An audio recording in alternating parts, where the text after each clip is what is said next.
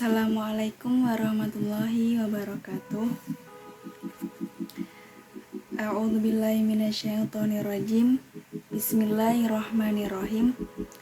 Alhamdulillahilladzi nahmaduhu wa nasta'inu wa nastaghfiruh wa na'udzu min sururi anfusina wa min sayyiati a'malina.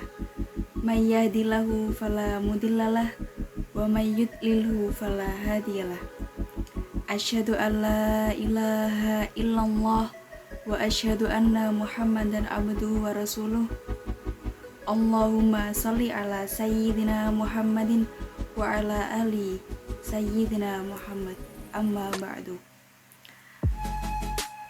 Alhamdulillahirabbil alamin. Puji syukur atas kehadirat Allah Subhanahu wa taala yang telah melimpahkan segala rahmat serta kenikmatan, baik kenikmatan Islam, kenikmatan iman, serta kenikmatan sehat, sehingga kita dapat berkumpul lewat video saya kali ini.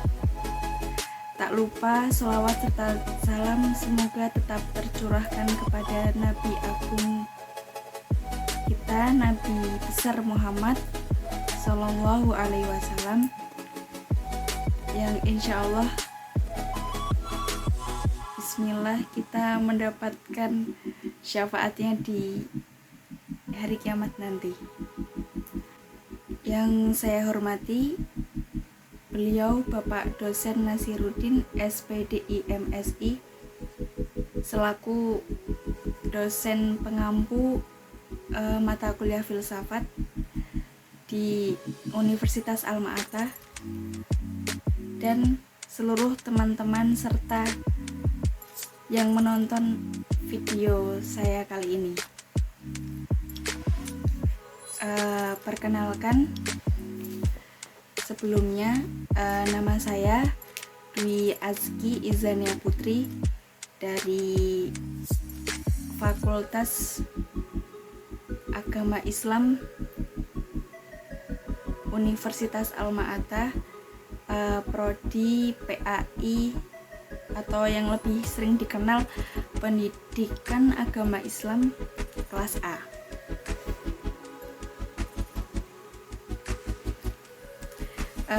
Pada video ini berisi resensi sebuah buku untuk memenuhi tugas akhir semester genap pada mata kuliah filsafat, yang pengampunya ialah beliau Bapak Dosen Nasiruddin SPDI MSI.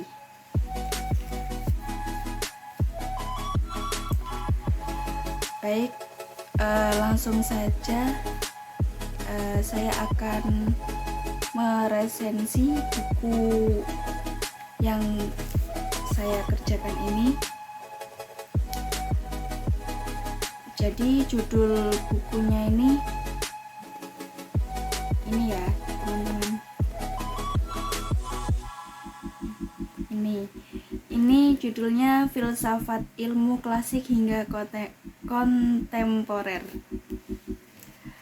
Sebelum saya meresensi buku ini, saya akan mengemukakan identitas penulis.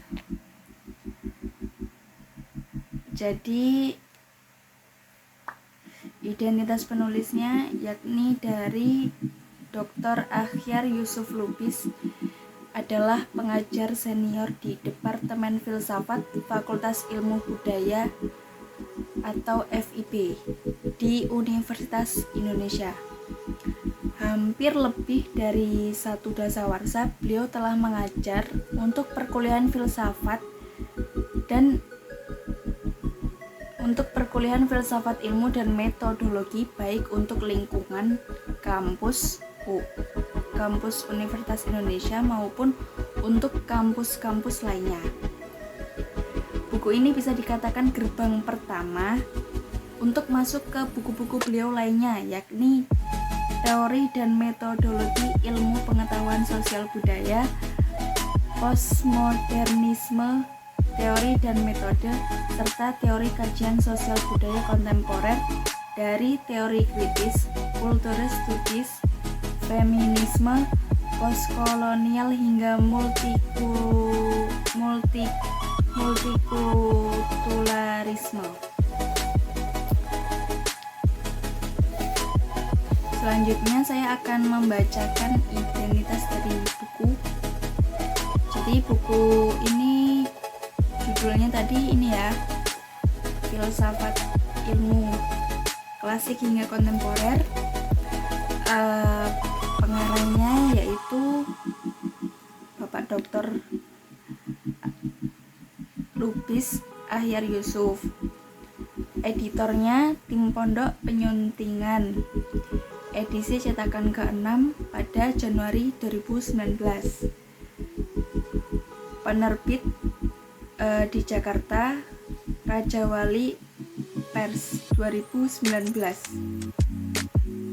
Dicetak oleh Karisma Putra Utama Offset 2019. Deskripsi fisik terdiri dari kurang lebih ya, ini 265 halaman, serta ilustrasinya ini 24 cm. Jenis isinya ini berupa teks tulisan. Jenis wadahnya ini volume. Bentuk karya ini bukan fiksi ya, dan menggunakan bahasa Indonesia.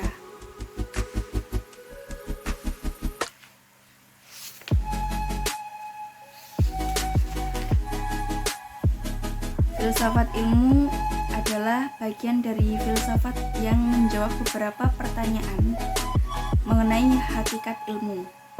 Nah, bidang ini tuh mempelajari dasar-dasar filsafat, asumsi, dan implikasi dari ilmu, yang termasuk di dalamnya antara lain ilmu alam dan ilmu sosial. Di sini, filsafat ilmu ini sangat berkaitan erat dengan epistemologi dan ontologi. Filsafat ilmu berusaha untuk dapat menjelaskan masalah-masalah seperti apa dan bagaimana suatu konsep dan pernyataan dapat disebut sebagai ilmiah, bagaimana konsep tersebut dilahirkan, bagaimana ilmu dapat menjelaskan, memperkirakan serta memanfaatkan alam untuk teknologi, cara menentukan validitas dari sebuah informasi, formulasi, dan penggunaan metode ilmiah. Macam-macam penalaran yang dapat digunakan untuk mendapatkan kesimpulan, serta implikasi metode dan model ilmiah terhadap masyarakat dan terhadap ilmu pengetahuan itu sendiri. Isi dari buku saya akan menjelaskan ya secara singkat karena ini waktunya dibatasi 15 menit. Jadi takutnya kalau saya jelaskan secara detail, takutnya nanti tidak cukup waktunya. Jadi isi buku ini secara umum, buku ini mencoba menjelaskan mengenai apakah pengetahuan itu, dari mana sumber pengetahuan itu, bagaimanakah manusia mengetahui, apakah pengetahuan yang diperoleh manusia itu tuh bersifat murni, netral, ataukah tidak lepas dari asumsi-asumsi dan kepentingan. Juga, apakah kriteria untuk menentukan pengetahuan? Apakah kriteria itu bisa berlaku dan diterapkan ke semua bentuk-bentuk pengetahuan yang berbeda ataukah tidak?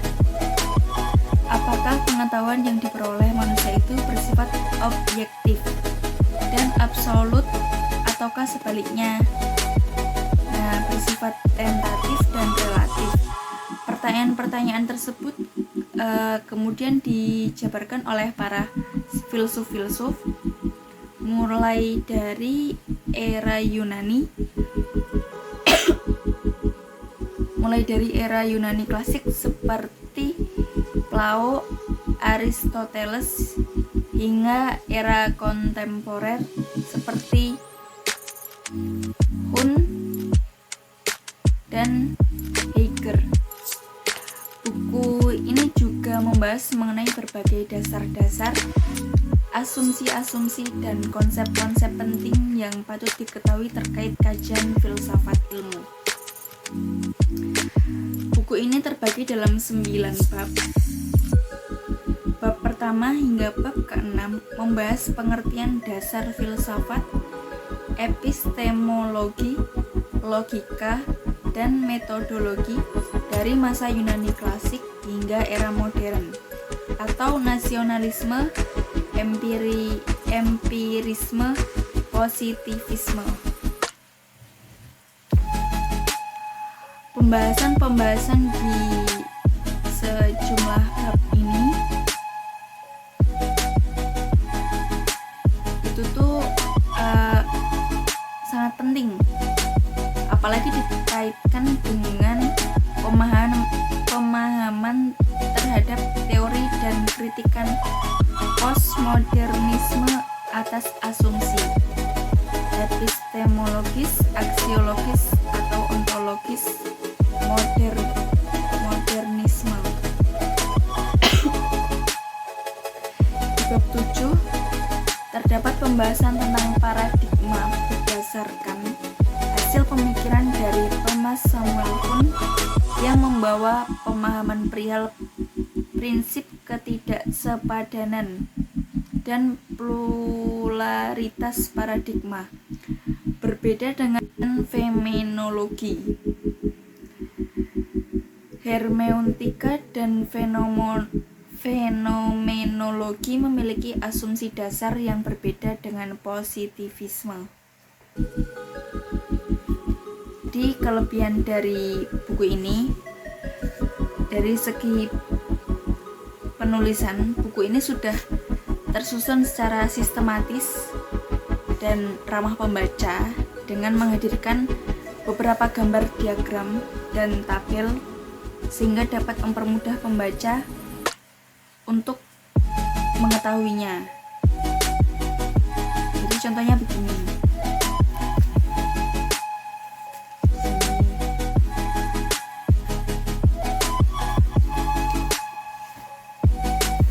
Dan dari segi pengetikan ya ini jarang ditemukan kesalahannya, sedangkan dari isi buku ini cukup menarik.